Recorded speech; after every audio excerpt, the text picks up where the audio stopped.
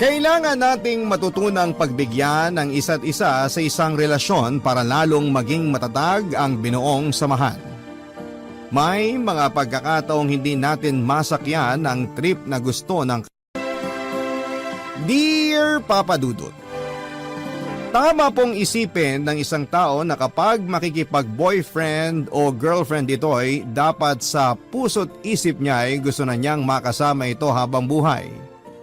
At nakikitang sila na talaga ang magiging magkatuwang sa hirap man o sa ginhawa.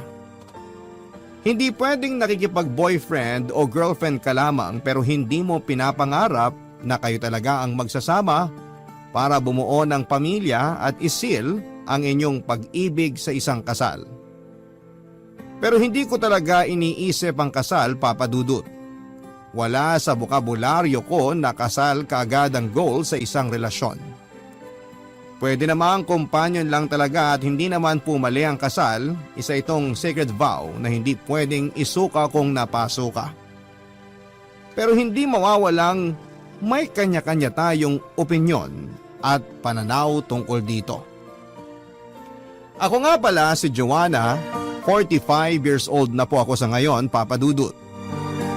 Nagtatrabaho pa rin po ako bilang isang disbursing officer sa isang opisina. Nais ko pong ikwento ang pinagdaanan namin ng pamilya ko at sana'y may makuhang aral ang ating mga kabarangay na nakikinig ngayon sa ibabahagi kong karanasan sa buhay. Kapag kasal na ang pag-uusapan ay taliwas talaga ako sa pangkaraniwang naiisip ng tao. Para kasi sa akin ay hindi dapat magpadalos-dalos ang isang tao sa pagpapakasal. Lalo na dito sa Pilipinas na wala pang batas para sa divorce. Mahirap ang proseso ng annulment kung hindi na masaya ang pagsasama ng dalawang taong kinasal. Pangmayaman kasi ang annulment at hindi ko afford. Yan po ang nasa utak ko parate. Alam ito ng boyfriend kong si Kevin, gwapo si Kevin, 5 years younger siya sa akin. Hindi siya immature mag-isip. Kahit na hindi nakapagtapos ng kurso sa college. Nung una ko siyang makilala ay nagwapuhan ako sa kanya. Charming, may mysterious sa mga ngiti niya, dahil mabait siya mas lalo akong na-in-love sa kanya. Papa Dudut, buo ang desisyon ko sa sarili ko na kung mabuntis man ako ni Kevin ay hindi pa rin ako magpapakasal. Either magsama lamang kami sa isang bahay as live-in partner or pwede kong palakihin ang anak ko mag-isa dahil may trabaho naman ako. Para sa akin, kung wala na akong duda na si Kevin na talaga ang makakasama ko forever ay pakakasalan ko na siya. Ito po ang pinanghawakan ko noon. Ito po ang naging stand ko, Papa Dudut. Maraming nagsabi na kabaliwan ang paniniwala ko pero wala akong pakialam sa sinasabi ng ibang tao, Papa Dudut. Ang importante ay kilala ko ang sarili ko at alam ko kung paano patakbuhin ang buhay ko na kahit si Kevin ay hindi ako kayang diktahan. Dahil dapat may laya ang lahat sa kung ano ang gusto niya basta't hindi ito nakakasira sa karapatang pantao at hindi ito nakasasakit o nagpapahamak ng buhay ng iba. Kaya kapag kasal na ang pinag-uusapan ay isa itong mainit na talakayan. Para sa akin, Papa Dudut.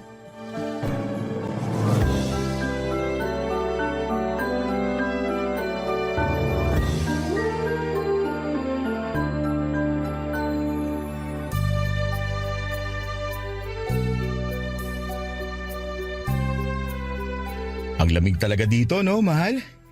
Bagay itong mainit na kape sa panahon dito. Oh, inumin mo na yan sa'yo, mahal. Pinagtimpla mo pa talaga ako? Ikaw talaga mahal? Gusto mo talagang hindi tayo matulog tonight, no? Kailangan natin itong mainit na kape para di tayo masyadong ginawin. Ang sarap talaga dito sa Tagaytay, mahal. Ang sarap sa katawan ng lamig. Hindi tulad ng aircon. Iba pa rin ang lamig na natural. At malapit lang sa Manila kung gusto mo magtanggal ng stress. Hindi matagal at nakakapagod ang biyahe. Di tulad pagpapuntang Baguio. Oo nga, mahal. Ang ganda siguro dito na lang tumira. Wala pang traffic at polusyon. Tahimik. Pero may mga lugar pa rin naman kung saan pwede kang pumarty. Meron nga mga lugar kung saan pwedeng pumarty. Pero iba talaga kapag probinsya. Walang ingay. Maganda nga sa mga probinsya kasi ang gaan lang ng buhay. Pero kapag gusto mong kumawala muna, meron naman mapupuntahan. Kumawala talaga? Oo, kumawala. Yan kasi ang naiisip ko pag gusto ng katawan kong pumarty eh. Kapag magkapera ako, gusto kong bumili ng lupa dito. Magandang investment yan, mahal. At pwede nating tayuan na magiging bahay nating dalawa. Dito natin palakihin ang mga magiging anak natin. Bumuo tayo ng pamilya dito. Grabe ka, mahal. Anak, bahay at pamilya agad. Hindi pa pwedeng mag-enjoy muna tayo? Ano ka ba? Pumarty muna tayo. Magsaya tayo. Enjoyin natin ang oras natin na magkasama. Mahal, alam mo naman na mahal kita. Matagal na rin tayo kaya ramdam kong tayo na talaga. Alam ko. Kaya nga tayo pa rin dahil mahal kita. Mas mahal kita. Bukod dun, nire-respeto kita bilang babae. Alam ko naman yan, mahal. Isa yan sa gusto ko sa'yo dahil nire-respeto mo ko. Never kong naramdaman na pinagsasamantalahan mo ang pagmamahal ko sa'yo. Siyempre, ayaw kitang mawala sa akin. Mahal na mahal kita. Kahit ilang beses kong ulitin ang mga salitang mahal kita, hindi ako magsasawang sabihin yun sa'yo. Mahal din kita, mahal. Kiss mo nga ako. Mwah! Salamat sa pagmamahal. Salamat din sa pagmamahal mo sa akin. Pangako, mahal, hindi kita iiwan. Paninindigan kita. Ilang beses na ako nagsabi sa'yo na gusto ko magpakasal na tayo. Alam ko naman na ikaw na. Tayo na ang magsasama habang buhay. Walang duda, alam kong tunay ang pagmamahal mo sa akin. Pero wala sa isip ko ang magpakasal. Ang importante, mahal natin ang isa't isa. At pareho nating gusto ang mga nangyayari sa relasyon natin at sa ating dalawa. Pero paano kung mabuntis ka na? Basta, handa akong panagutan ka. At pangako, try ko ulit mag-aral kahit mahirap. Huwag mo nang isipin yan. Basta masaya ako ngayong gabi. Yun ang importante, mahal. At dapat mag-aral ka dahil pangarap mong makapagtapos. Maganda talaga kung makakapagtapos ka pero nasa sayo pa rin yan, ha? Salamat, mahal. Salamat din, mahal. Bakis nga ako. Hindi si Kevin ang unang lalaking nakasiping ko, Papa Dudut. Lahat ng mga lalaking dumaan sa akin ay katawan lang ang hanap. Pero ang nagustuhan ko kay Kevin ay hindi niya kaagad hinangad na angkinin ang katawan ko. Hanggang halik at romance lang ang ginagawa niya dahil ang sabi nga niya ay nirerespeto niya ako. Kaya mahal ko si Kevin pero hindi pa rin maalis sa isipan ko na baka darating ang araw ay makakahanap si Kevin ng mas nagpapasaya sa kanya. Mas nababagay sa kanya. Bukas na bukas ako sa posibilidad na mag-iba ang gusto ng isang tao. Parang ulan lang yan sa tag-init. Hindi mo inaasahan pero nangyayari pala talaga. Ang ibig kong sabihin, Papa Dudut, kahit gaano ka ka-sure na mahal ka ng tao ay darating din ang panahon na mararamdaman, makakaramdam kayo ng lamig kahit na gusto mo pang ituloy ang init ng inyong pagmamahalan. At pagising mo ay tuluyan nang nawala ang init na yon. Sa aming relasyon ay ako ang nagdadala dahil sa mas matanda nga ako ng 5 taon sa kanya, Papa Dudut. Pero matured mag-isip si Kevin kaya naging swak ang pagsasamahan namin hanggang sa nabuntis na niya ako, Papa Dudut. Pinaalam ko sa kanya ang tungkol sa pregnancy test na naging resulta at sinabi kong magiging tatay na siya. Tuwang-tuwa si Kevin at gusto niya talagang pakasalan na ako pero takot pa rin ako sa kasal, Papa Dudut. Ayaw ko pa ng panahong yon dahil hindi pa rin ako sure kung forever ang love at compatibility naming dalawa. Ang gusto ko ay mag-live-in lang kami. Gusto ko pang subukang tignan at patunayan kung talagang forever ba ang love namin sa isa't isa. Halos isumpa naman ako ng Mama Helen ko nang malaman niyang hindi ako pumayag na pakasalan si Kevin. At gusto ko lang muna na mag-live-in kami. Sobrang galit si Mama sa akin na para bang teenager pa rin ako sa mga mata niya na hindi alam ang magdesisyon sa sarili ng dapat gawin. Iniisip niya ang tungkol sa moral standards at ang kahihiyan ng pamilya sa hindi ko pagpapakasal.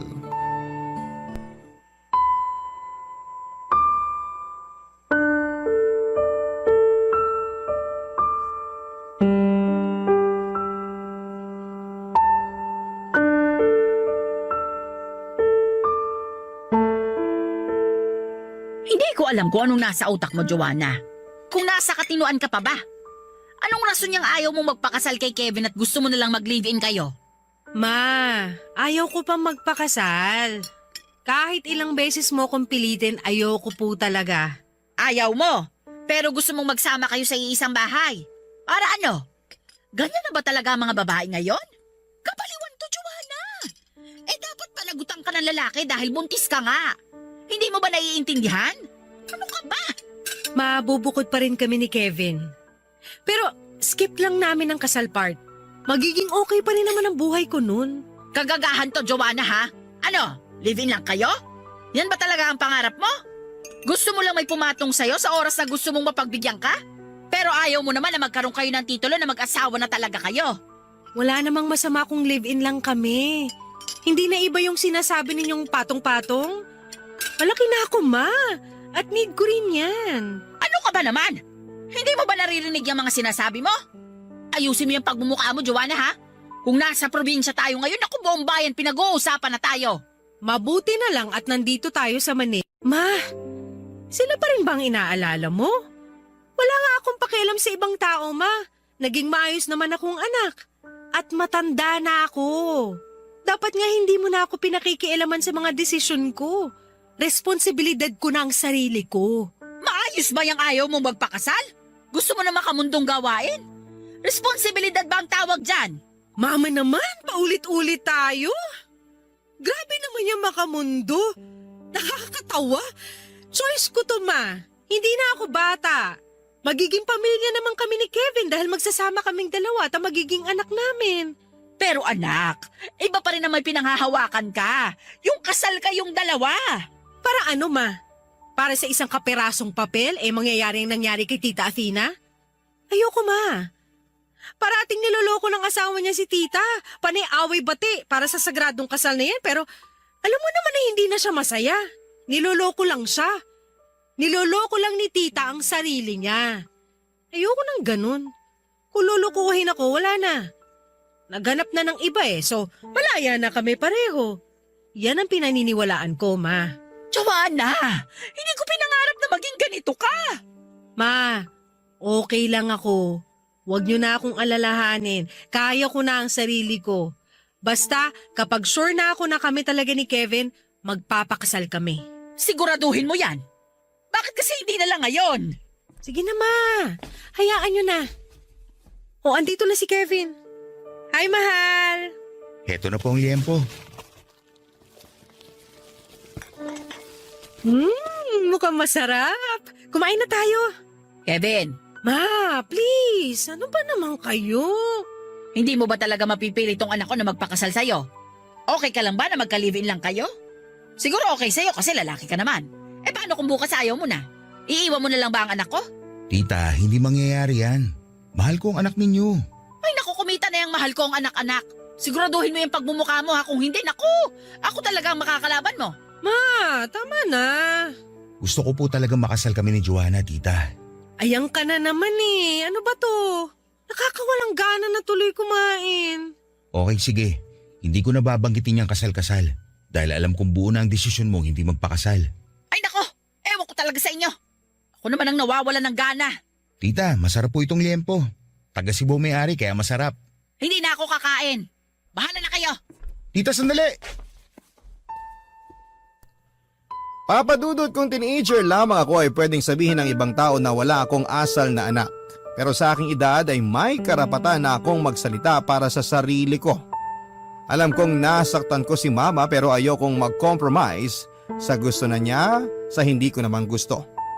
Matapos ang ilang buwan na nagsama kami ni Kevin sa isang bahay ay pinanganak ko na ang baby namin.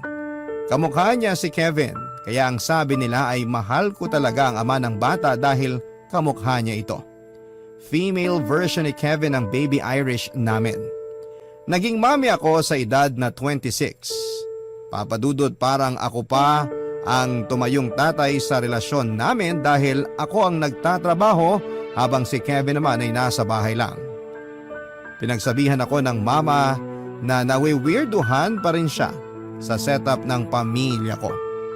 Kung eto rin ba ang bagong setup ng pamilya sa Pilipinas na ang babae nang nagtatrabaho. Ipinagtanggol ko naman si Kevin at ang sabi ko kay mama na nagtatrabaho naman si Kevin sa bahay at hindi biro ang magbantay ng bata. Maligaya ako sa piling ni Kevin kahit na maraming kuda ang mga tao tungkol sa hindi namin pagpapakasal, Papa Dudut. At ako lamang ang kumikita ng pera. Wala pa rin akong pakialam sa kanila, ang importante sa akin ay naibibigay ni Kevin. Ang gusto ko, lalo na sa usaping labing-labing, Papa Dudut.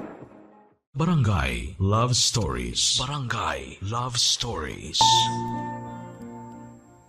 Papa Dudut, nang maging kami ni Kevin ay hindi na ako naghanap ng ibang yakap, halik at init ng ibang lalaki. Naging sapat na si Kevin para sa akin, Papa Dudut. Naging tapat ako sa kanya at napapaligaya niya ako sa kama. Lahat ng gusto ko mangyari para mas maging maganda ang aming pagsasama at mas ma-enjoy namin ang isa't isa ay ginagawa naming dalawa. Parang best friend, best buddy at best sa labing-labing partner ko siya. Kaya wala kaming tinatago sa isa't isa, Papa Dudut. All the wild things a couple would do ay ginagawa namin dahil committed naman kami sa isa't isa. At lahat ng ginagawa namin ay consensual, may pagpayag ng bawat isa, Papa Dudut. Kasal po kami sa kama at yon ang importante para sa akin. Minsan kinakausap niya ako tungkol sa kasal hanggang sa nagsawa na siguro siya at hindi na niya ako niyayaya ng kasal dahil parati akong tumatanggi. Naging partner ko si Kevin sa lahat ng trip ko sa buhay ko pero may isa akong trip na matagal kong pinag-isipang sabihin sa kanya, Papa Dudut. Dumating ang araw na nagkalakas loob na ako at sinabi sa kanya na natry na naming lahat na ma-explore kung paano pasayahin ang bawat isa sa kama pero hindi pa namin natatry na magkaroon ng ibang kasama sa kama maliban sa aming dalawa. Nais kong mag-invite kami ng someone para sumali sa amin kasi naging curious ako sa mga nabasa ko. Nabalitaan ko naman na madalas itong ginagawa sa ibang bansa at may mga tao talaga kahit na dito sa atin na ginagawa ito. Nagalangan si Kevin sa request ko pero tinaya ko sa kanya na wala namang mangyayaring masama sa aming relasyon dahil alam namin na mahal namin ang isa't isa. At solid pa rin ang aming relasyon for almost 16 years kahit na hindi kami kasal. Pero hindi pa rin siya pumayag at biglang nabuhay na naman ang usaping kasal. At naging sure na rin ako sa sarili ko na pakasalan ko siya during the 16th birthday ng anak naming si Irish. Walang kaalam-alam si Irish sa plano ko. Na-surprise siya, Papa Dudut, na kasal pala naming dalawa ni Kevin sa araw mismo ng birthday niya.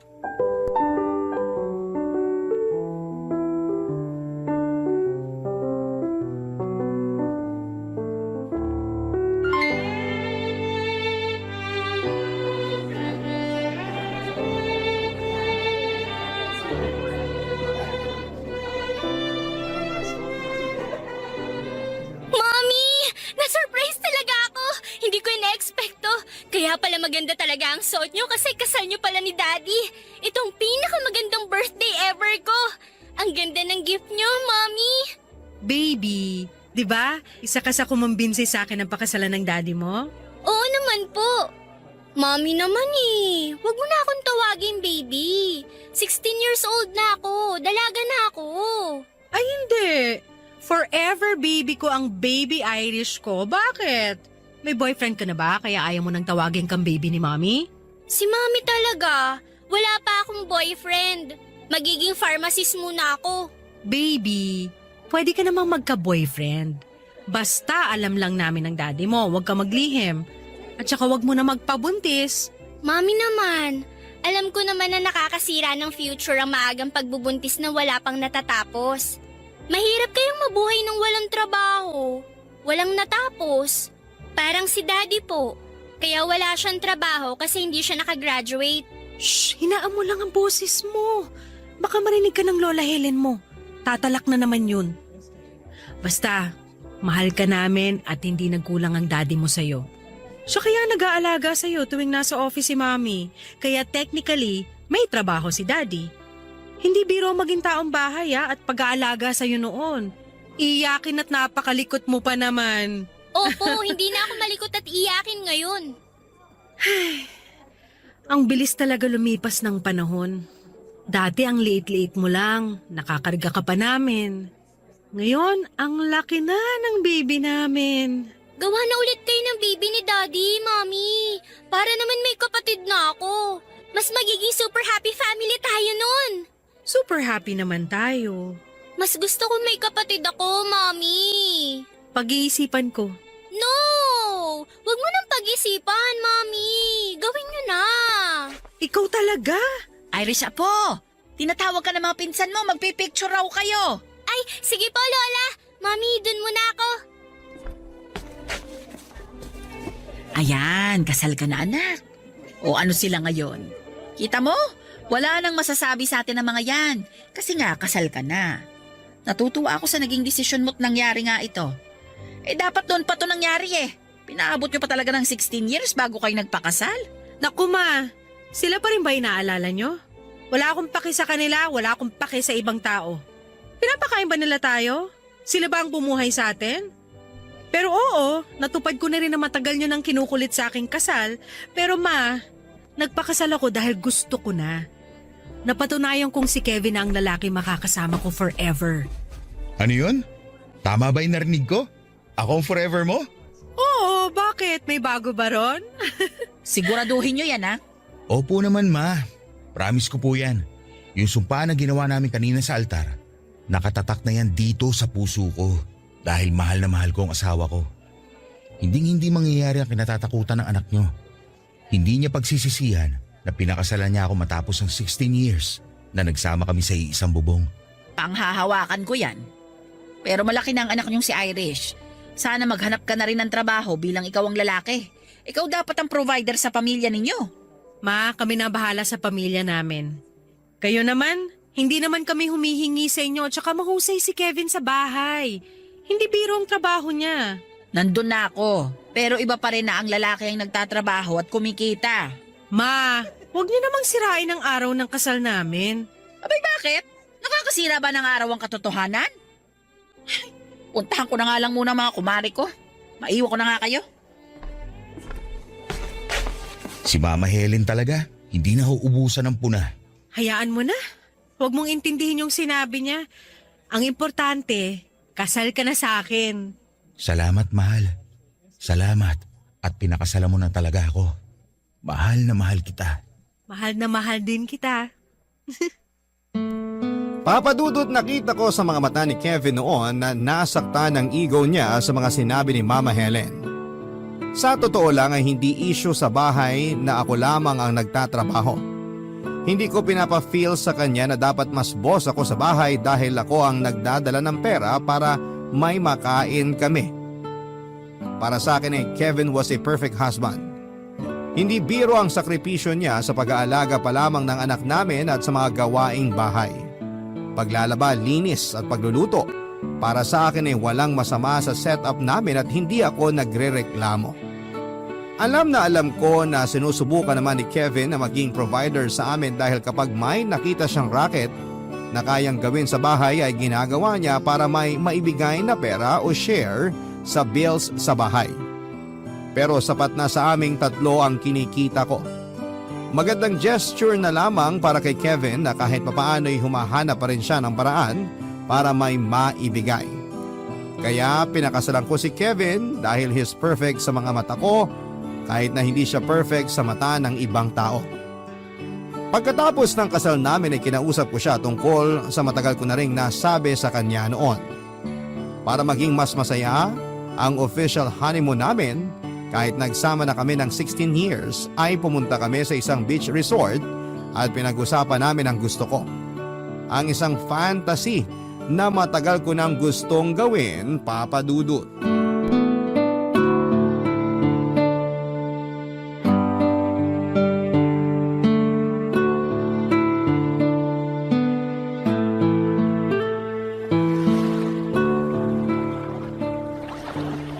Iba rin talaga kapag nakakapagdagat tayo.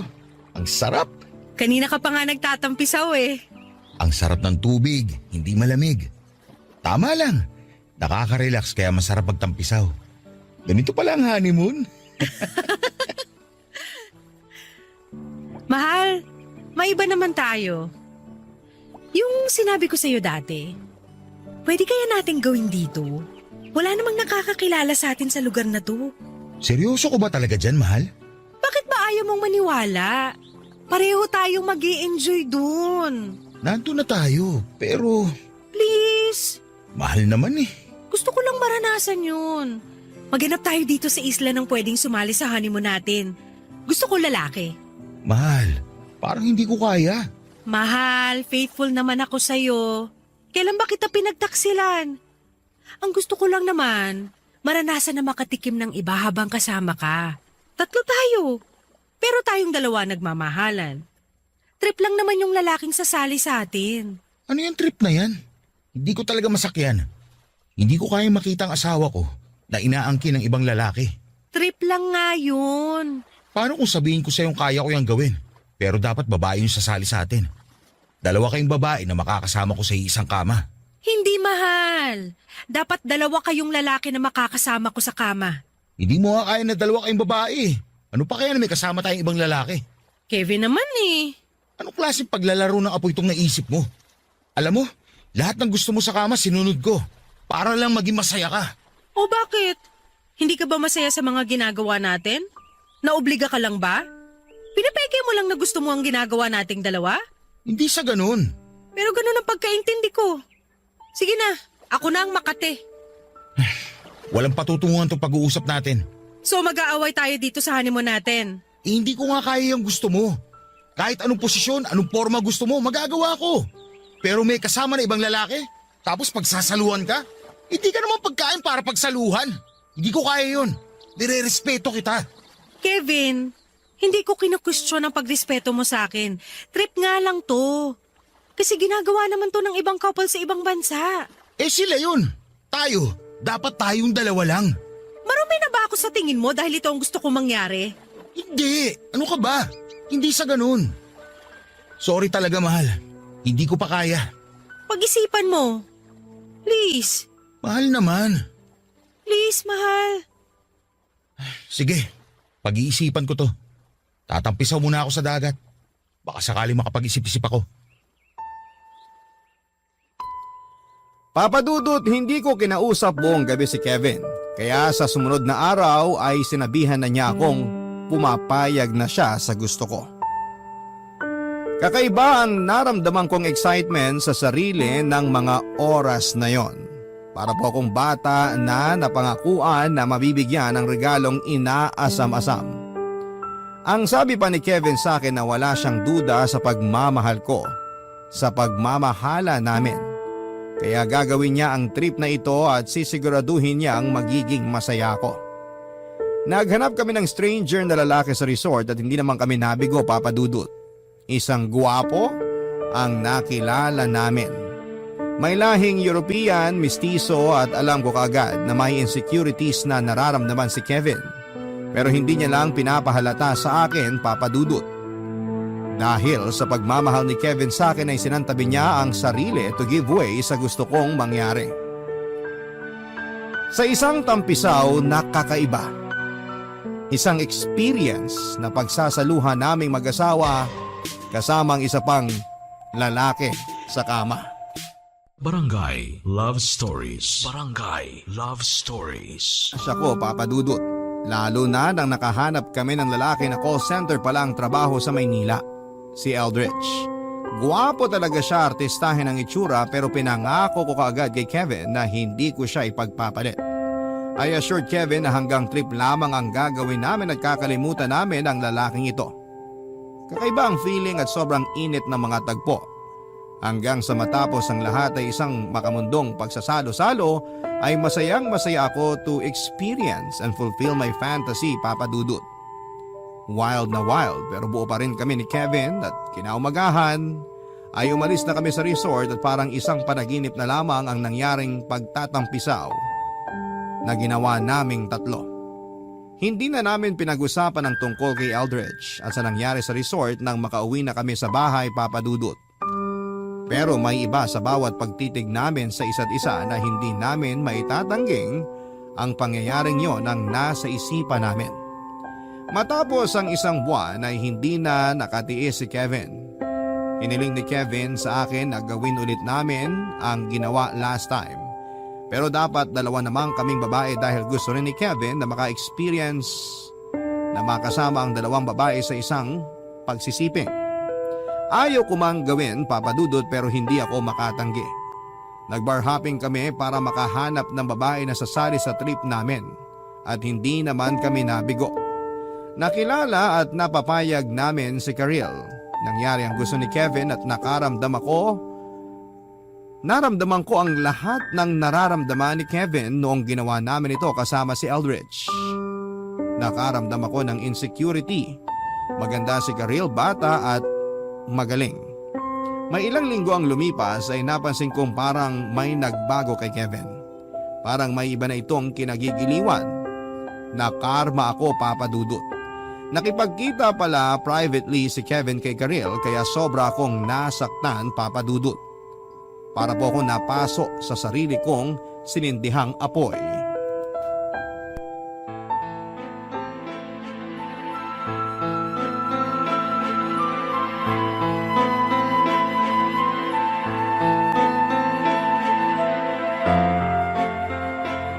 Ibig sabihin nito, hindi mo pinangatawanan ng pangako mo na yun lang. Isang gabi lang ang usapan. Nagkasundo tayo, nakakalimutan na natin yung babaeng yon pagkatapos ng isang beses na may mangyari sa ating tatlo. Kevin! After nating gawin yung bagay na yon kasama yung Eldridge, kinalimutan ko. Pinilit ko dahil ikaw ang pinili ko. At kahit ano man ang mangyari, ikaw pa rin ang pipiliin ko. Pero bakit si Karil? Bakit hindi mo kinalimutan? Joanna, sinubukan ko. Pero dahil nagkita kami muli, nahulog ako sa kanya. So ano? Matapos ang 17 years na pagsasama natin at kasal natin, siya ang pipiliin mo? Ganun ba? Ikaw may kasalanan kung bakit nangyari to. Ano? Ako ba ngayon? Isang beses lang ako, ikaw? Kasi naman yung trip mo eh. Gusto mo magtampis akong dalawang lalaki sa'yo. Kesyo, itong fantasy mo, pangarap mo ma-experience. Alam mo bang nasasaktan ako nung gabing yun? Kasi para akong basahan. Feeling ko pwede mo akong palitan kahit na nakatali tayo sa walang kwentang kasal natin. Nagsisisi ka na nagpakasal tayo? Kevin naman! 17 years na tayo, malapit na rin magdebut si Irish. Dalaga ng anak natin, please naman! Huwag ka na makipagkita doon sa babae! Kalimutan na natin! Please, mahal! Alam mo, sawa na rin ako na palagi sinasabihan ng mama mo na wala akong kwenta. Na kahit nakasal na tayo, parang ayaw niya. Dahil wala nga akong trabaho. Hindi ako nakatapos ng kurso. Sunod-sunuran lang ako sa'yo. Taong bahay. Baka nga maling desisyon na nagpakasal tayo. Bakit ka nagkaganyan? Binulag ka ng babaeng yun. Mali ang iniisip mo. Siguro dahil bata siya. Mas maganda sa akin kaya ka nagkakaganyan. Pero Kevin, patatawarin kita. Tatanggapin kita ng buo. Ayoko na, Joanna. Tinulak niyo ako. Tinulak niyo ako palayo. Paano ang anak natin? Paano si Irish? Huwag please. Huwag mo tong gawin. Yan ka eh. Ganyan ka. Makasarili ka. Yung gusto mo lang. Lahat ginawa ko para mapasaya ka. Hindi ko nga alam kung mahal mo ba talaga ako o isa lang ako kasangkapan para sa'yo. Mahal kita. Kaya nga pinakasalan kita, hindi ba? Hindi. Mahal mo ang sarili mo. Kaya nga gusto mo mangyari kung ano ang gusto mo dahil makasarili ka. Akala ko nagkaintindihan tayo. Akala ko pinagkakatiwalaan natin ang isa't isa. Akala ko tanggap mo ko at mahal na mahal mo ko. Kevin, hindi lang naman tayong dapat buo. Mas kailangan ni Irish ang buong pamilya. Hindi naman ako mawawala kay Irish eh. So, gusto mo talagang hiwalayan ako? Sige, sumama ka sa babaeng yon. Hahabulin ko kayo. Sasampahan ko kayo ng kaso dahil kasal tayo. Yung ginawa natin, pwede maging grounds yun para manalang kasal natin. Kasi nakita kong hindi to ang bagay na pinapangarap ko sa isang asawa. So kahit alam mong haliparot yung babae, siya ang pipiliin mo? Anong klaseng rason yan? Mas naiintindihan niya ako. Hindi! Pinamukha mo lang sa akin na mas bata siya, na mas kaya niya ang gusto mo mangyari. Ikaw ang makasarili, Kevin, hindi ako! Hindi! Ikaw! Kevin! Bumalik ka! Saan ka pupunta, Kevin? Huwag mo ako iwan! Huwag mo kami iwan! Kevin! Papadudot nang lumabas si Kevin ng pinto ay hindi na siya bumalik pa. Tuluyan na niya kaming iniwanan, Papadudot. Pero hindi ko matanggap dahil alam kong kaya ko pang isalba ang kasal namin, pero parang naging matigas na kahoy ang puso ni Kevin. After a year ng kasal namin ay naghiwalay din po kami. Hindi ko tuloy alam kung tama ba ang naging desisyon ko na pakasalan si Kevin noon. Hindi ko naisip na ang kinakatakutan ko ay mangyayari sa akin. Alam kong may malaki akong participation sa hiwalayan namin dahil sa ginawa naming trip sa isang laro na hindi dapat nangyari in the first place. Kung nag-isip lamang ako na maaaring mauwi sa hindi magandang pangyayari ang ginawa namin, pero nangyari na. Halos isumpa ko ang araw na ginawa namin na pasamahin ang isang lalaki sa pagsisiping at ang payagan si Kevin na pasamahin sa isang kama ang isang babae. Mali na humantong sa hindi nararapat na gawain ng mag-asawa sa isang normal na setup ng love making yon. Mas naiintindihan ko ang kahulugan ng salitang love. Love making nang wala na si Kevin sa bahay, Papadudot. Tinatanong ako ng anak kong si Irish kung bakit humantong sa hiwalayan ang pagsasama namin ng daddy niya. At hindi lubos maisip ni Irish na magkakahiwalay kami ng daddy niya. Sobrang nasaktan si Irish sa mga nangyari sa pamilya namin. At hindi rin ako nakaligtas sa mga masasakit na salita ni Mama Helen.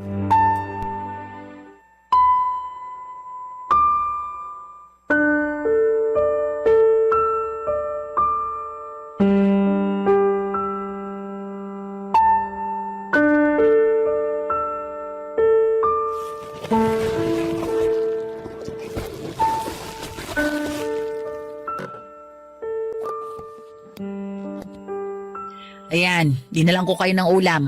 Akong nagluto nito. Nasaan ang apo ko? Nung oras na hindi pa rin umuwi. Oh, di pa kayo nakapagluto ng kanin? Ano ba nangyayari sa'yo, Joanna? Ma, ano ba? Pagod ako. Huwag niyo akong simulan. Not now. Anong not now? Ano ba nangyayari, ha? Bakit nauwi talaga sa hiwalayan ng pagsasama ninyo? Ngayon pa talaga nakasal na kayo? Ma, please. Hindi ko na talaga kayo maintindihan. Kaya nga wag na kayong mag-abalang intindihin. Kasi hindi niyo naiintindihan ang lahat. Aba, huwag mo akong pagtataasan ng boses, Joanna, ha? Magulang ako. Concern lang ako sa'yo. No, Ma. Concern ka kung anong sasabihin ng ibang tao. Tama ako, di ba? Baliw ako! Baliw na ako! Nababaliw na ako! Baliw ang anak niyo, Ma! Joanna! Anak, sabihin mo, makikinig ako. Ano ba talagang nangyari? Ayoko talagang maranasan ng anak ko na magkaroon ng broken family, Ma. Pero nangyari pa rin sa akin. Gagaya ba ako kay Tita Athena na hahanap-hanapin ng asawa, maging martir, na mabuhay sa kasinungalingan para lang mabuo ang pamilya namin? Ang hirap, Ma! Ipaglaban mo ang pamilya mo, Joanna. Ayoko masira ang pamilya ko, Ma. Ayoko talaga, Ma. Ayoko matulad ang Irish ko sa pinsan ko na puno ng galit sa daddy nila dahil naging watak-watak ang pamilya nila. Kaya nga gumawa ka ng paraan. Magagawa mo ang lahat kung hindi mo pababayaan ang sarili mo. Para makapag-isip ka ng matino. Mommy? Lola? Irish, anak. Mommy? Makinig ka sa akin. Pangako ni Mami, babalik ang daddy mo. Magiging buo tayo. Kakausapin ko rin si Daddy. Please, huwag ka magalit sa daddy mo, ha? Opo, Mommy. Mahal na mahal ko kayong dalawa, Mommy. Anak, Tandaan mo parate na may mga bagay na dapat hindi mo gagawin kahit na gustong-gusto mong maranasan to dahil hindi natin alam na pwede palang maging way yun para masaktan ng isang tao. Tulad ba ng ginawa ni Daddy? Dahil may iba siyang babae at nagsama na sila?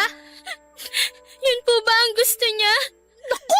Yung daddy mo may mukha pa talaga mang babae?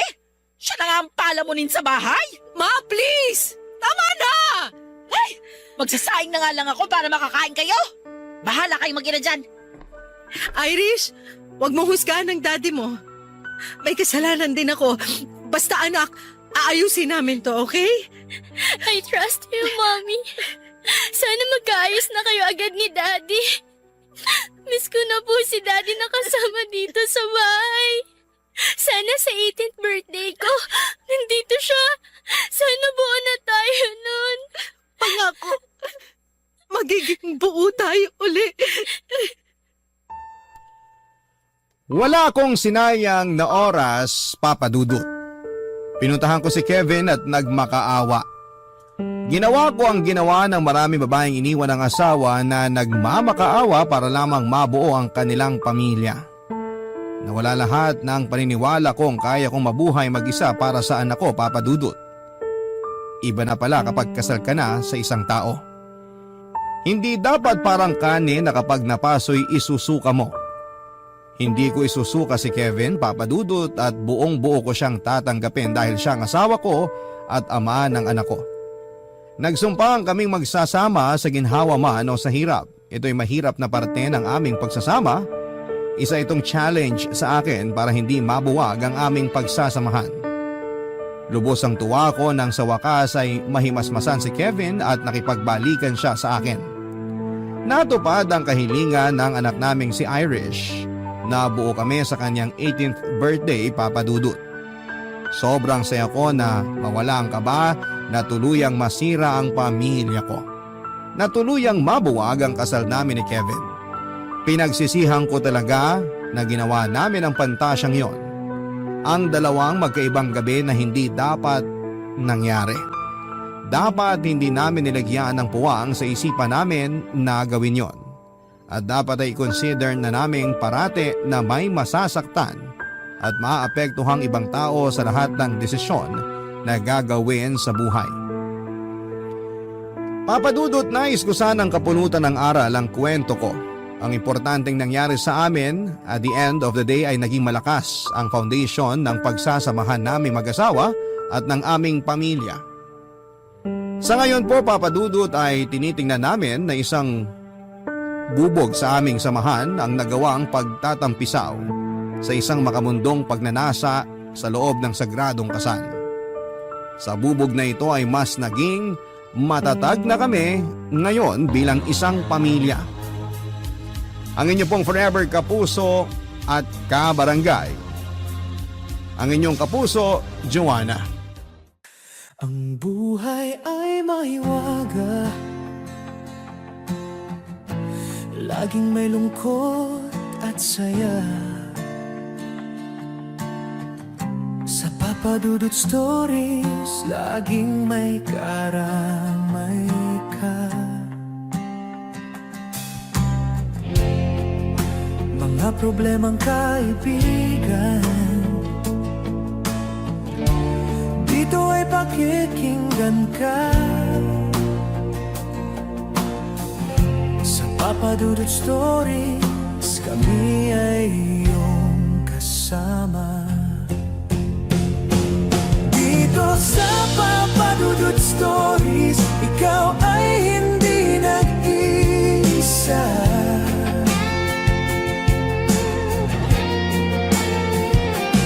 Dito sa Papa Dudut Stories, may nagmamahal sa'yo.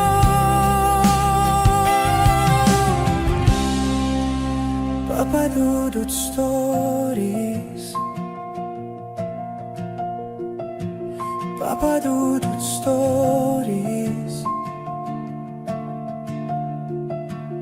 Papa Dudut Stories. A&E Kapag nagmahal tayo ng sobra, minsan ay nakakalimutan na natin ang ating sarili. At wala nang iba pang mahalaga sa atin kung hindi ang kaligayahan ng taong minamahal natin. Ikaw kapuso, minsan ka na bang nagmahal ng isang tao na naging dahilan para makalimutan mong pahalagahan ang sarili mo?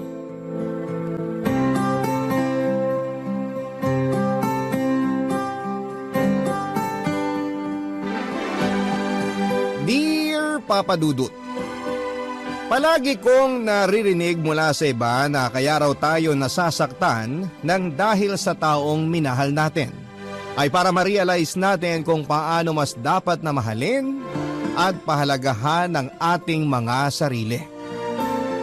Kaya lang minsan ay nakakalimutan pa rin natin ang bagay na yon, lalo na kapag nagpapakatanga na tayo ng dahil sa pagmamahal. Hello sa inyo Papa Dudut at sa lahat ng mga kagaya ko na minsang nagmahal, nagpakatanga at nasaktan ng dahil sa isang tao. Hindi ako bitter habang ginagawa ko ang sulat na ito, pero siguro ay hindi ko lang talaga maiwasan na makaramdam muli ng sakit kapag naaalala ko ang parting ito ng buhay ko. By the way, just call me Radson, 30 years old, taga Paranaque at nagtatrabaho sa isang software company. Hindi ako mahilig makinig ng radyo, lalo na ng mga drama. Pero dahil fan ninyo Papa Dudut ang babaeng sobrang espesyal sa puso ko, sumulat ako para ibahagi ang aking makulay at madramang kwento ng buhay. Ayan yung simulan ko ang kwento ko sa parte na nakilala ko ang first love ko na si Carla. Schoolmate kami noon sa college, magkaiba ng kurso pero naging magkaibigan hanggang sa magkaibigan. Si Carla talaga ang ideal girl ko, Papa Dudut. Nasa kanya na ang lahat ng katangian na hinahanap ko sa isang babae. Kumbaga siya na talaga ang babaeng gusto kong pakasalan noon at maging nanay ng mga anak ko. Nang makagraduate kami sa college ay doon ko na sinimula ng plano para sa future namin ni Carla. Magkasundo naman kami sa mga plano na yon hanggang sa magbago ang lahat. Dahil nakatanggap ng job opportunity si Carla sa Japan. Siyempre ayoko naman na maging hadlang ako sa pagtaas palalo ng career niya. Kaya naman sinuportahan ko siya nang tanggapin niya ang job opportunity na yon. Isang taon din kaming naging LDR hanggang sa nag-decide ako na sumunod na kay Carla sa Japan, Papa Dudut.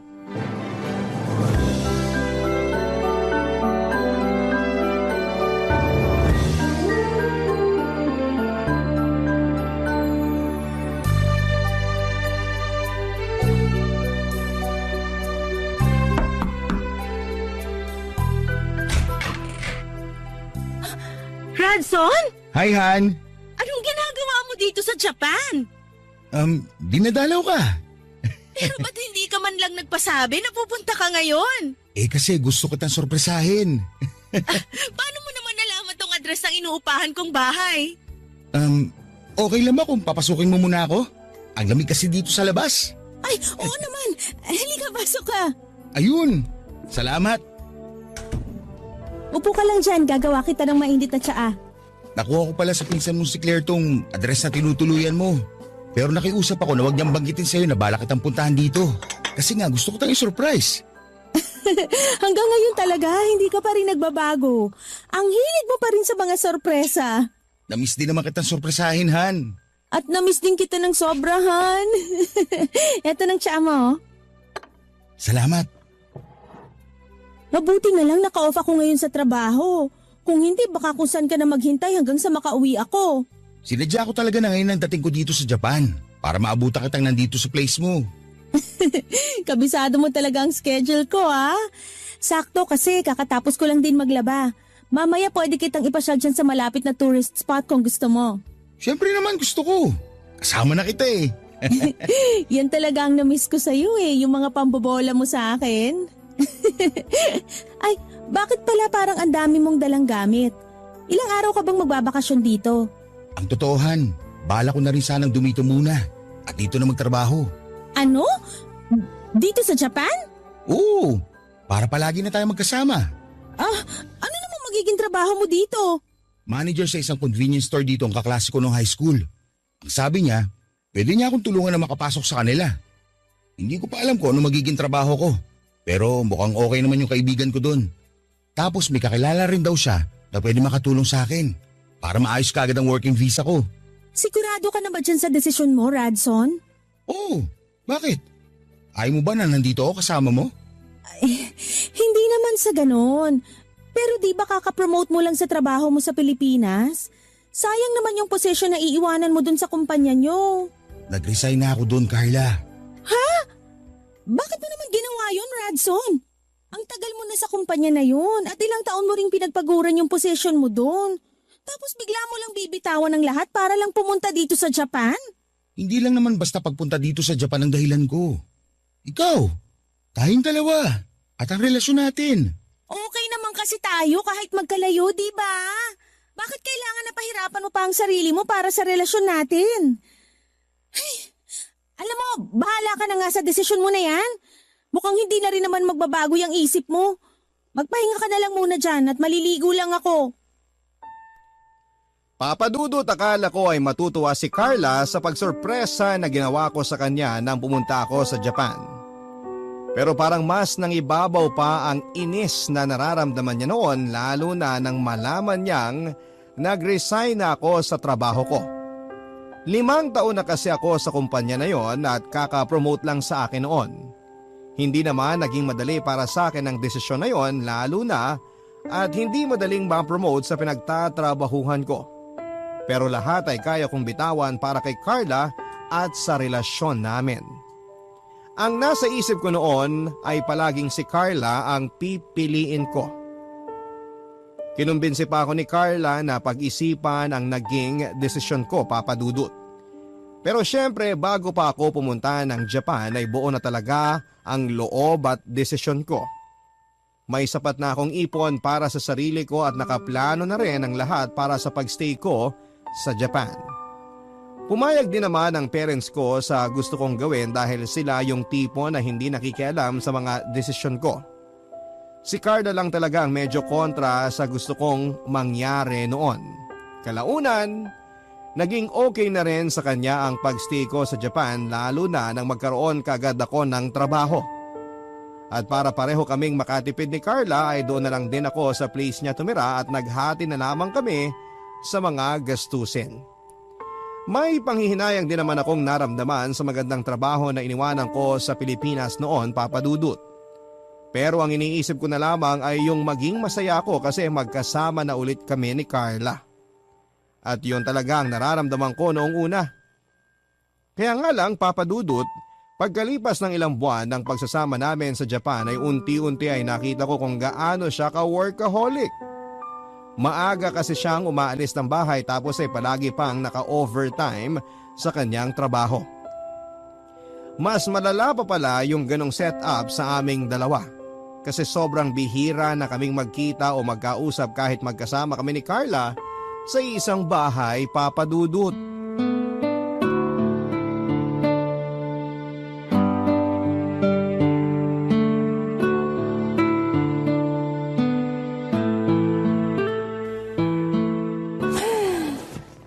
Ay, grabe.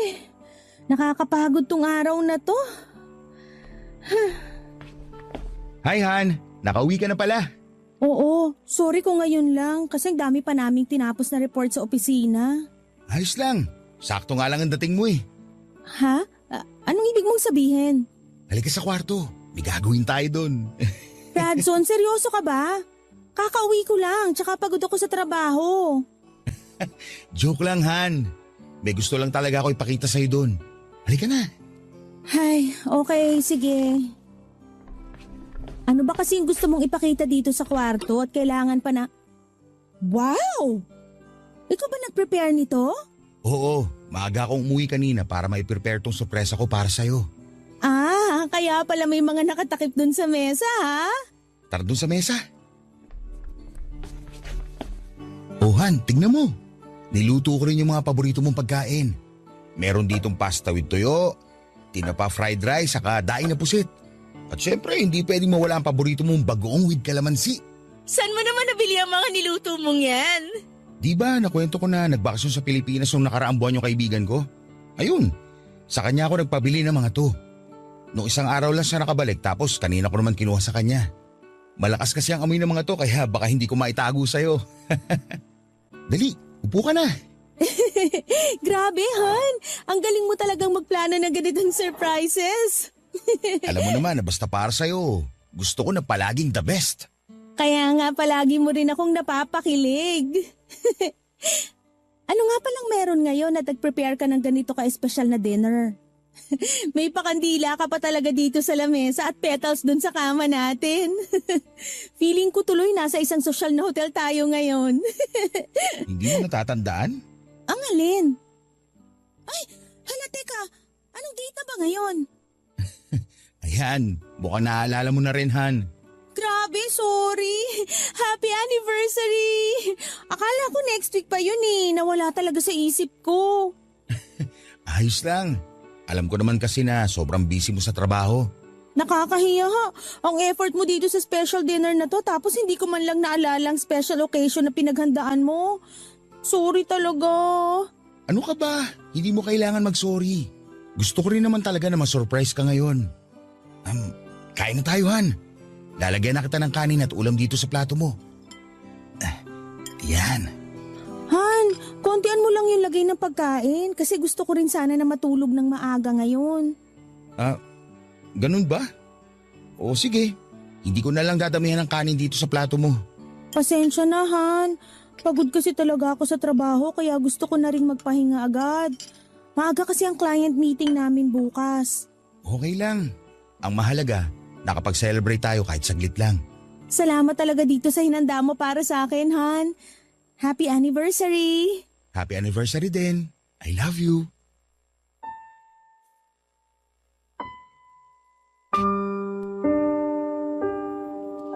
Papa Dudut, akala ko ay makakapag-adjust kagad ako sa pagiging workaholic ni Carla.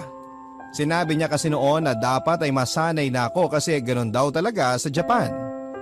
Walang oras o minuto na sinasayang. Kaya naman pinilit ko na lamang ang sarili ko na makontento sa kung anumang kakarampot na oras ang ibinibigay niya sa akin.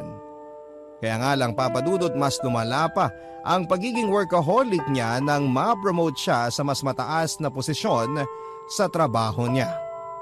Sobrang bihira na talaga kaming magkita sa place na tinutuluyan namin. Hindi niya na rin ako nagagawa pang i-text o i-chat. At dahil mataas ang posisyon niya sa trabaho at ako naman ay nag-uumpisa pa lamang ay hindi ko maiwasan na manliit sa relasyon naming dalawa. Hindi rin naman kasi ako sanay na si Carla ang nagdadala ng relasyon namin.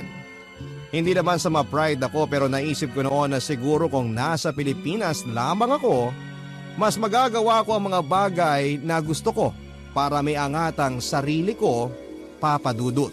Ang mga kwento ng pag-ibig, kwento ng buhay, at kwento ng pag-asa. Nasa Spotify na! Barangay Love Stories. Pakinggan kahit kailan, kahit saan. Barangay Love Stories. Sa Spotify. Kinig na, kabarangay! Papa Dudut, hindi rin naging madali ang trabaho ko sa Japan lalo na at Pinoy pa ako. Kahit saan namang sigang lahi sa trabaho ay ramdam ko na pinag-iinitan nila ako at binabagsak nila sa akin ang mabibigat na mga gawain. At nang minsan na magkasama kami ni Carla ay naikwento ko yon sa kanya. Sinabi niya lang noon na baka akala ko lang na yon ang ginagawa sa akin pero hindi naman talaga. Huwag ko raw kasing masyadong itaas ang pride ko lalo na at wala ako sa sarili naming bansa. Dinagdag pa na choice ko naman daw ang magtrabaho sa Japan kaya dapat na hindi ako nagreklamo ng ganon. May point naman ang sinabi ni Carla, Papa Dudut. Pero hindi ko alam kung bakit hindi niya maisip noon na kaya ko yon ginagawa ay hindi para sa sarili ko kung hindi para din sa kanya at sa relasyon naming nagagawang yakapin o halikan. Palagi siyang dumediretso sa kwarto at sinasabi na gusto na niyang magpahinga. Kapag sinusubukan ko maglambing ay kaagad na umiinit ang ulo niya at sinasabi niya na pagod na siya. Hindi ko naman siya niyayaya na may mangyari sa amin. Ang gusto ko lamang noon ay maramdaman na totoong magkasama kami kasi yun ang pinunta ko sa Japan. Siya ang dahilan kung bakit iniwan ko ang buhay ko sa Pilipinas. Pero sa nangyayari ng panahon na yon, ang pagpunta ko pa yata sa Japan ang dahilan para tuluyang lumabo ang lahat ng meron sa amin ni Carla, Papa Dudut.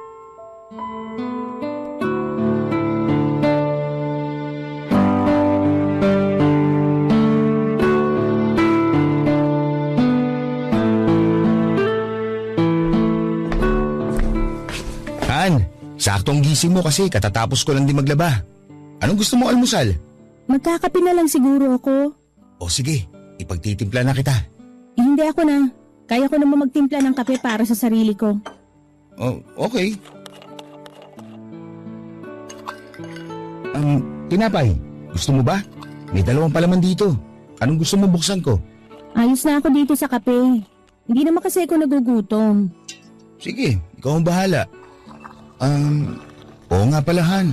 Wala ka naman pasok ngayon sa trabaho, di ba? Pasal naman tayo mamaya. Pagod ako eh. Sa susunod na lang siguro. O kahit mamayang gabi na lang. Manood tayo ng sine o kaya kumain doon sa paborito nating restaurant. Radson, sinabi ko nang pagod ako, di ba? Bakit ba ang kulit mo? Gusto lang naman kita makasama sa labas kahit saglit lang. Magkasama naman tayo dito sa bahay ah. Ano pa bang diferensya nun? Nakatira at magkasama nga tayo sa isang bahay. Pero palagi namang wala sa akin ang oras at isip mo. Ayan ka na naman sa mga ganyan mo, Radson eh. Bakit? Totoo naman ah. Mas okay pa yata nung nandun ako sa Pilipinas at magka-LDR tayong dalawa. Mas may oras ka pa para kausapin ako, hindi kagaya ngayon. Sino ba naman kasing may sabi sa'yo na pumunta ka dito sa Japan? Sinong nagdesisyon na iwanan mo lahat ng meron ka sa Pilipinas at magtrabaho ka dito? Ikaw yung bigla na lang sumugod dito na walang kahit anong maayos na plano. Pero ginawa ko lang naman ng lahat ng yun para sa'yo, Carla. Ayan tayo eh. Gagawin mo yung mga bagay na yan tapos kapag nahirapan ka na, isusumbat mo naman sa akin. Hindi ako nanunumbat. Gusto ko lang naman iparealize sa'yo na nag-sacrifice ako para sa relasyon nating dalawa. Sacrifice na hindi mo naman kailangan gawin. Radson, hindi mo ba talaga naiintindihan? May kanya-kanya tayong buhay at mga priority na kailangang unahin. Hindi pwede ang gusto mo na palagi na lang tayong dalawa. Puro na lang relasyon natin. Puro na lang ikaw. Alam mo, sa totoo lang, nakakapagod ka na eh. Nakakapagod na tong lintik na relasyon na to. At ikaw pa talaga napapagod ngayon? Ako na nga lang halos nag-e-effort para sa ating dalawa. Paano ko mapapagod? O di ikaw na ang lahat. Ikaw na ang pabida. Ikaw na ang ma-effort. Carla, sa totoo lang, hindi na kita maintindihan. Ano ba talaga kinagagalit mo sa akin? Yang ugali mo. At itong relasyon nating dalawa. Redson, hindi mo ba talaga nararamdaman? Ang alin? Wala nang patutunguhan tong relasyon natin. Anong ibig mo sabihin? Ayoko na. Pagod na ako. Itigil na natin to. Teka, hindi ko magets. Hindi ka naman nakikipag-break sa akin, di ba? Carla, ano to? Bakit hindi ka sumagot? Ayaw mo na ba talaga? Gusto mo na ba mag-break tayong dalawa? Oo. Kasi nga wala na talagang direksyon tong relasyon natin. Pagod ka lang kaya nasasabi mo yan. Mabuti pa, mag-almusal ka na lang dyan at lalabas muna ako. Redson, I'm sorry. Pero sigurado ako na ito na ang dapat nating gawin.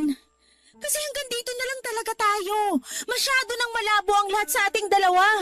Kaya tapusin na lang natin to. Bago pa tayo mas lalong magkasakitan. Hindi ako papayag. Dito lang ako. Hindi ako aalis. Hindi ako makikipaghiwalay sa'yo. Alam ko na maaayos pa natin to, Carla. Alam ko na magiging maayos pa rin tayo. Mahal kita at sigurado ako na mahal mo pa rin ako. Papa Dudut, hindi ko kaagad sinukuan noon si Carla. Hindi ako pumayag na maghiwalay kaming dalawa. Ang nasa isip ko ay dala lamang siguro ng stress niya sa trabaho, kaya niya nasabi ang mga bagay na yon. Kaya akala niya ay hindi na niya ako mahal. Kaya naman kahit nakipaghiwalay na sa akin si Carla ay nagstay pa rin ako sa place niya at nagpatuloy sa pagtatrabaho ko. Pero doon na ako sa sofa na nasa sala natutulog at hindi na sa kwarto na kasama siya. Pinagluluto ko pa rin siya, Papa Dudut, kapag pareho kaming nasa bahay. Pinaglalaban ng mga damit niya, naglilinis ng bahay at kung ano pang gawain na parang hindi na niya masyadong pinapahalagahan. Hindi na niya kasi ako kinakausap o pinapansin at parang naging hangin na lamang ako na kasama niya sa bahay. Ayoko pa rin sanang sumuko noon pero mas lalo lamang lumala ang lahat sa paglipas ng mga linggo at buwan hanggang sa dumating ang araw na ayon halos hindi ko na kilala ang sarili ko. Nag-resign ako sa trabaho at palagi na lamang nasa bahay at pinagsisilbihan si Carla. Para na ako naging alipin niya na ibinubuhos ang lahat ng oras, energy at savings ko para sa kanya.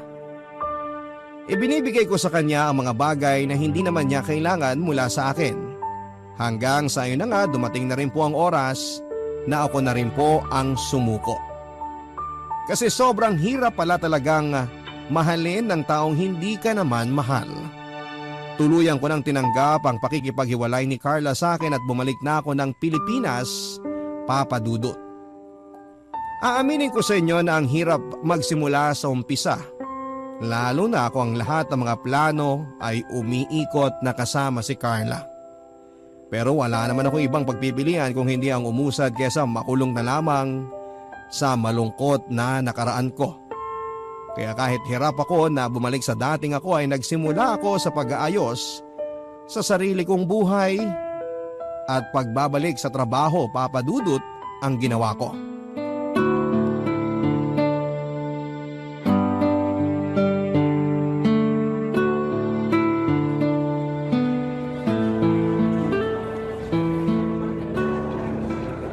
Hi! Hi din. Pwedeng mag-share ng table? Oo naman. Ayos lang kasi wala naman ako ibang kasamang kumain dito sa kantin. Salamat! Ang boring ng seminar kanina, no? Nandun ka rin ba? Oo, inaantok na nga ako.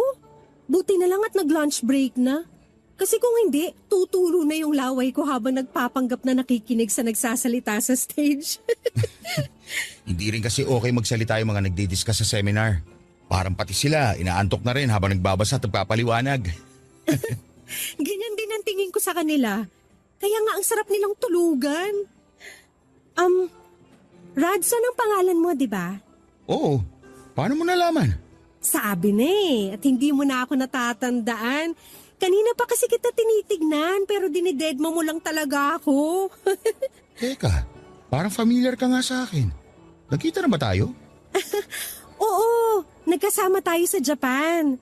Pero ilang linggo lang din kasi nalipat ka agad ako ng branch mula doon sa convenience store kung saan ka naka-assign. Ah, okay. Kaya pala parang natatandaan kita. Sandali aalalahanin ko lang ang pangalan mo.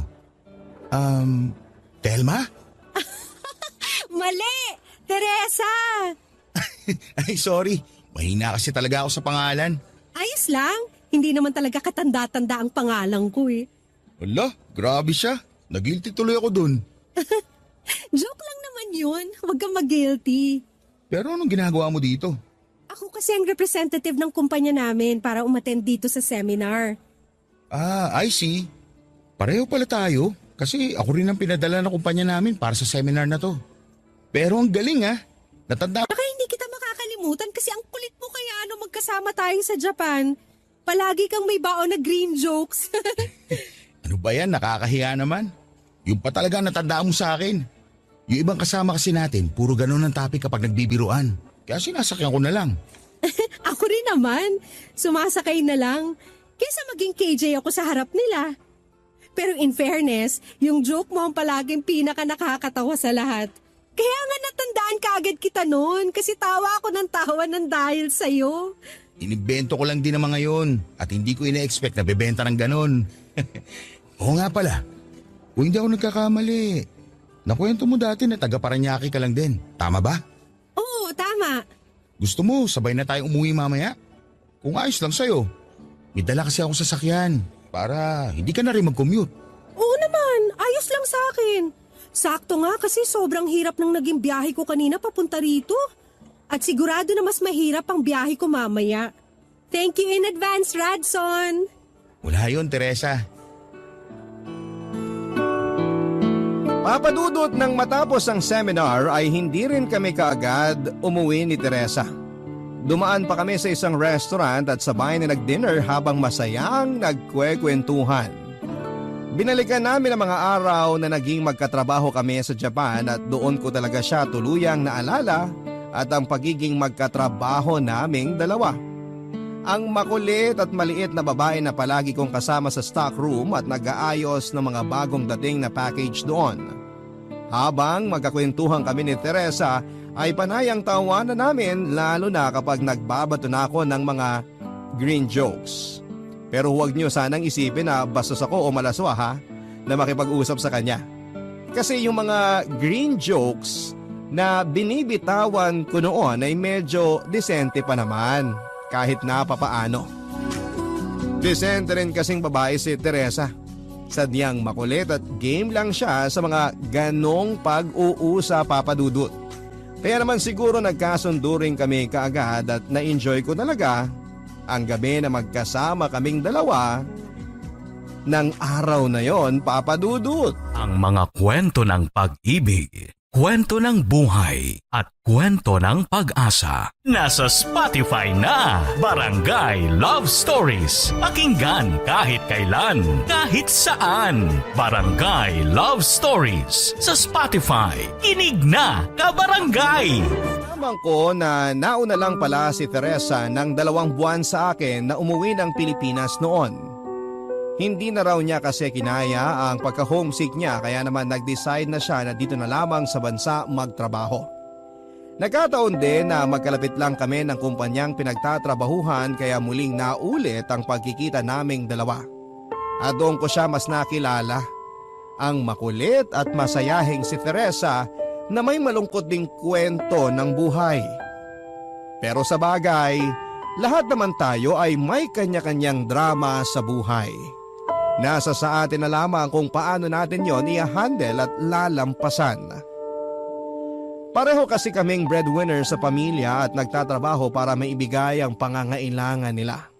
Kaya naman nakaka-relate talaga kami sa buhay ng bawat isa. Sa paglipas ng mga linggo at buwan na mas nakilala ko si Teresa, ay unti-unti kong naramdaman na nagkakagusto na ako sa kanya, papadudot. Sobrang nag-click din kasi ang personality naming dalawa. Yung tipo na kapag magkasama kami ay wala kaming ibang ginawa kung hindi ang magtawanan. Sobrang gaan at saya niya nakasama. Kaya naman hindi nagtagal ay niligawan ko na rin siya, papadudot.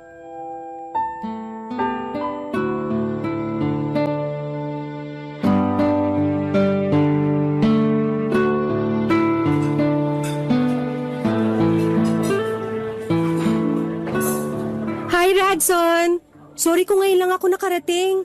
Ayos lang. Pero umorder na ako ng mga pagkain natin. Wow! Parang ang dami mo namang in-order. Medyo nga kasi gutom din talaga ako. Sakto, gutom na rin ako. Ang dami naming ginawa sa office kanina. Unti lang ang nakain ko sa lunch tapos hindi pa ako nakapag-coffee break. Kasi matatambakan na naman ako ng trabaho. Pareho pala tayo dahil naka-lunch overtime din kami kanina. Kape nga lang at tinapay halos ang kinain ko para sa buong araw ng pagtatrabaho. Ang hirap talaga maging alipin ng isang kumpanya, no? Tama ka dyan. Ang sarap siguro maging anak mayaman. Yung pinanganak ka at tatanda na walang kahit na anong responsibilidad sa buhay, kundi yung sarili mo lang. Pa-travel-travel ka lang, tapos panay post sa mga social media account mo. At yung wala kang ibang iisipin na problema, budget o mga gastusin. Kasi lahat yun, kaya nang ibigay ng mga magulang mo. Siguro nga masaya yon. Pero kung iisipin natin mabuti, hindi naman talaga malungkot ang magkaroon ng ganitong klase ng buhay. Kahit hindi tayo mayaman at nakakapag-travel kung kailan natin gusto, masaya naman tayo kasi kasama natin palagi ang pamilya natin. Kung papansinin mo kasi, kung sino pa yung mga anak mayaman o lumaki sa luho, sila pa yung malungkot ang buhay. Nabibili nga nilang lahat ng bagay na gusto nila, pero hindi naman nila laging kasama ang pamilya nila. Saka kahit ganito tayo, Maaga naman tayong natuto na maging responsable sa buhay, hindi ba? Oo, bakit hindi ka na nagsalita dyan? Tapos, titig na titig ka pa sa mukha ko. Wala lang. Ang gwapo mo kasing titigan. Charot lang. Ang totoo, ang lalim kasi ng sinabi mo, kaya hindi ko na masyadong naarok.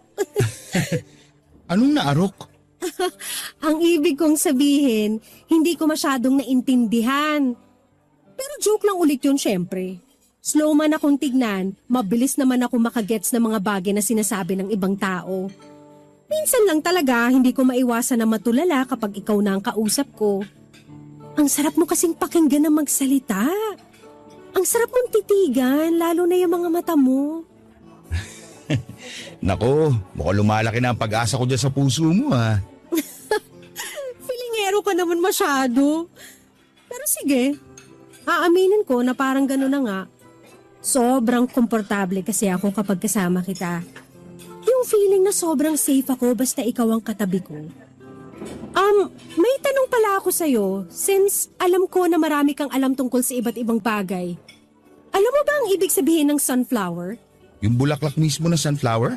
Oo, yun nga.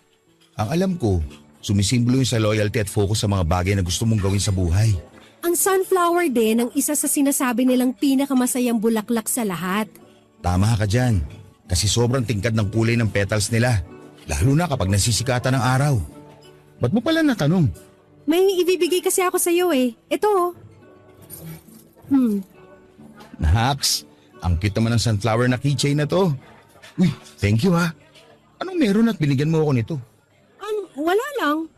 Gusto ko lang iparamdam sa'yo na thankful ako na nakilala kita. Ikaw na laging nagpapasaya sa akin.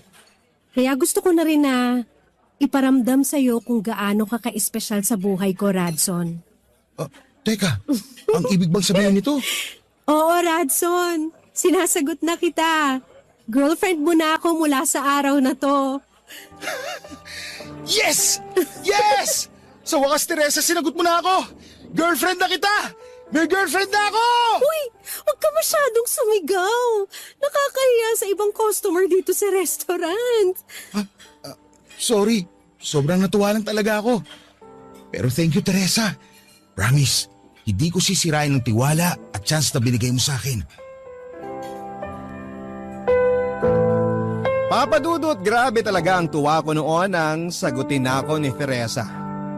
Ilang buwan na rin kasi ako nanliligaw noon sa kanya at hindi naman sa naiinip na ako pero iba pa rin kasi yung may commitment na kami sa isa't isa. Saka masaya na rin ako na kahit na hindi pa kami magkarelasyon noon ay madalas naman kaming magkasama ni Teresa. Ramdam ko na may espesyal na puwang na rin ako noon sa puso niya at hinihintay ko na lamang ang tamang oras para papasukin niya ako doon. At dumating na nga ang oras na yon nang sagutin na niya ako. Malaki ang pagkakaiba ng personality ni Teresa kay Carla. Si Carla kasi yung tipo na palaging seryoso sa mga kilos at plano niya sa buhay. Matalino rin siya at hindi hamak na mas maganda kahit na hindi masyadong mag-ayos ng sarili niya. Si Teresa naman ay yung tipo ng simple lamang pero kalog kasama. Nasasabihan niya ang kaingayan ko at madalas ay mas maingay pa siya sa akin. Ako pa yung nauubusan ng energy pagdating sa kwentuhan at mga kalokohan. Mahilig kasi siyang mag-prank sa akin o kaya naman ay gumawa ng mga sorpresa. Hindi ko sinasabi na mas masayang kasama si Teresa pero parang gano'n na nga, Papa Dudut. Kaya siguro mas madali ko rin siyang talagang minahal at nagustuhan noon. Dahil pareho kaming maingay at kalog ni Teresa ay marami kaming napagkakasunduan na mga bagay-bagay habang mas nakikilala namin ang isa't isa. Sobrang bihira nga kaming mag-away noon. At ang mas nakakatuwa sa kanya, mas ma-effort siya kesa sa akin pagdating sa relasyon naming dalawa. Siya yung palaging may pakulo na sorpresa kapag may espesyal na okasyon sa buhay ko o sa buhay namin. Para tuloy si Teresa ang boy version ko pagdating sa mga sorpresa. Bagay na dahilan para mas lalo ko rin siyang mahalin, Papa Dudut.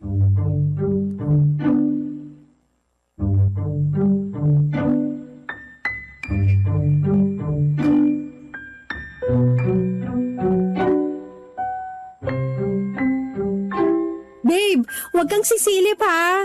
Opo. Saka, paano naman ako makakasilip eh? Ang higpit ng pagkakapiring mo sa akin. Ganun talaga, para hindi mo ako madaya. O, papasok na tayo sa kwarto ha, kaya dahan-dahan ka lang sa paglalakad mo. Alam mo babe, medyo kinakabahan ako sa pasurpresa mo na to ha. Baka mamaya may ahas na naghihintay sa akin dyan. Kasi alam mo naman na ayoko ng ganun. Wala akong prank ngayon, babe, promise. Sabi mo yan ha. Pwede ko na bang tanggalin ang blindfold ko? Wait lang, dapat dito ka sa may gitna ng kwarto para kita mo lahat. Oh, lakad ka pang konti. Ayan, siguro pwede na to. O, tatanggalin ko na ang blindfold mo, babe. Ready ka na? Oo, kanina pa. Eto na. Oh, happy first anniversary, babe! Wow! Nagustuhan mo ba? Oo, ang ganda ng pagkakasetup mo dito sa kwarto ko. Ang ganda ng balloons. Oh, ang ganda rin ng banner dito sa pader. Saka itong mga litrato natin sa ibabaw ng kama ko. Ang ganda ng pagkakaayos. Teka, ano itong mga ibang picture ko dito na mukha kong ewan? Mga stolen shot ko yan sa'yo sa cellphone ko nung magkatrabaho pa tayo sa Japan. Ha? Bakit mo ako kinukunan ng litrato nun? Wala lang, bakit? Masama ba? Hindi naman, pero bakit nga? Sige na nga, aaminin ko na. Crush na kasi kita nung magkatrabaho pa lang tayo sa Japan. Pero syempre hindi ko kaagad pinahalata kasi alam ko na may girlfriend ka nun. Kaya ba natandaan mo kaagad ako nung magkita tayo sa seminar? Oo, nagdalawang isip pa nga ako na lapitan ka kasi parang may kakaiba sa'yo nung araw na yun. Parang malungkot ka.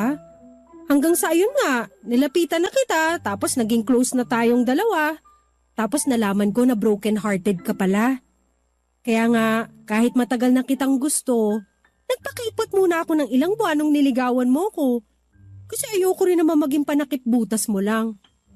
Pero wala eh. Ang lakas ng tama ako sa'yo kaya sinagot na rin kita kahit ramdam ko na hindi ka pa talaga nakaka-move on noon sa ex mo. At ginawa ko na lang ang lahat para naman ako yung mas mahalin mo. Nag-effort ako na pangitiin at patawanin ka palagi. Nag-effort ako para mas mahalin mo pa ako. Oh, bakit ka umiiyak, Radson? Nasabi ba ako na hindi mo nagustuhan? O masyado ba ako naging madrama? Hindi naman. Hindi lang ako makapaniwala na pwede pala mangyari to. Ang alin? Na may isang kagaya mo na darating sa buhay ko. Alam mo kasi, mula nung makilala ko si Carla, pinaikot ko na sa kanya ang mundo ko. Nasanay ako na ako nagpapasaya sa kanya, tag-e-effort para sa relasyon namin. Nasanay ako nakasama siya sa lahat ng plano ko sa buhay. Hanggang sa, ayun nga, bigla na lang ako nawala sa mga plano niya. Hindi rin pala akong pipiliin niya sa huli. Tapos, bigla kang dumating sa buhay ko. Akala ko nung una, ako'y magpapasaya sa'yo. Pero kabaliktaran na nangyari. Kasi ikaw talaga ang naging sunflower ng buhay ko. Teresa, thank you ha. Thank you kasi nakilala kita. At minahal mo ako ng higit pa sa pagmamahal ko sa'yo. Ano ka ba? Pantay lang naman ang pagmamahal natin para sa isa't isa. Nagkataon lang talaga na mas magaling akong gumawa ng prank sa'yo. Pero thank you talaga. Mahal na mahal kita. At palagi kong ipagpapasalamat sa Diyos na dumating ka sa buhay ko. Mahal na mahal din kita, Radson. At asahan mo na hindi na ako mawawala sa tabi mo kahit kailan. Papadudod, si Teresa na nga siguro ang naging sagot sa lahat ng pighati na pinagdaanan ko sa relasyon namin ni Carla. May dahilan pala yung pagiging opposite ng personality nilang dalawa. Kasi kung ako yung sobrang nag-effort sa relasyon namin noon ni Carla, si Teresa naman ang mas nag-effort pagdating sa aming dalawa. Natuwa lang din ako sa part na nalaman ko na matagal na pala talagang may gusto sa akin si Teresa, pero hindi niya lamang masyadong pinahalata. Kumbaga, hindi niya ginusto na makasira ng relasyon namin noon ni Carla.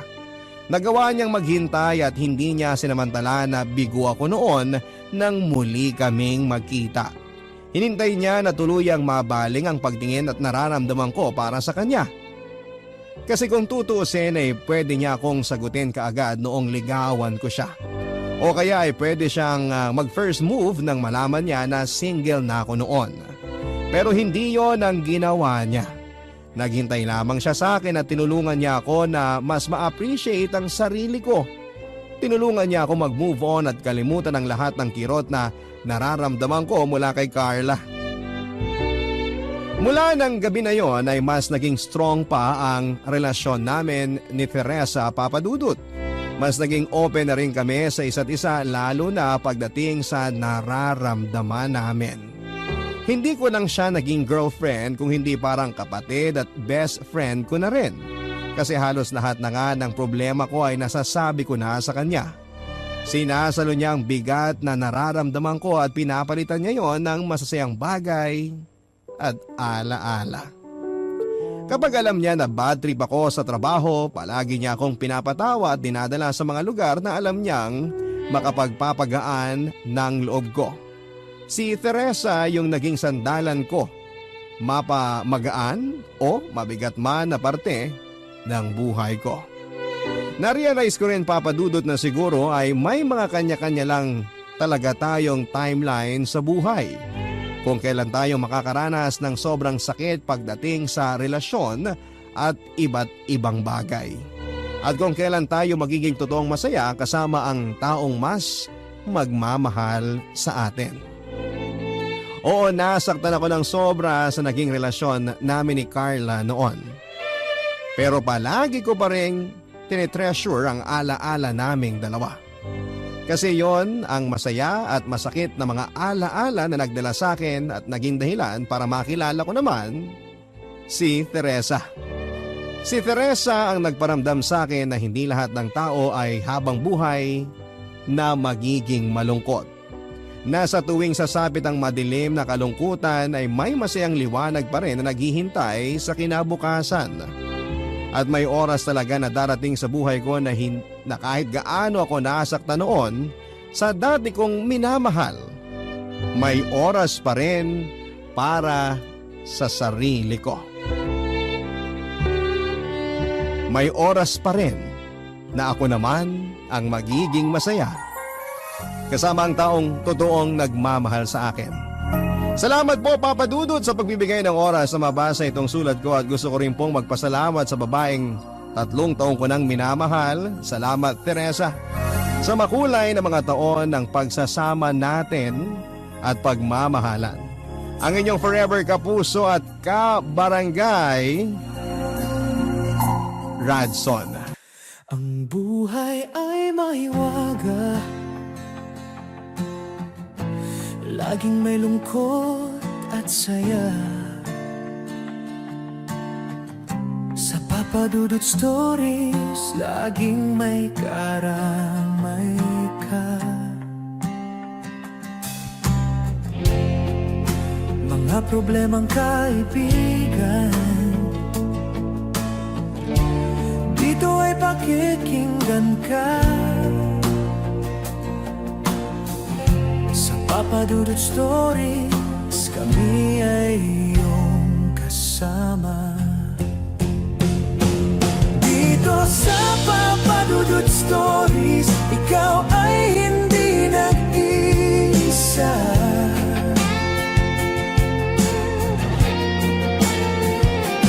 Dito sa Papadudut Stories, may nagmamahal sa'yo.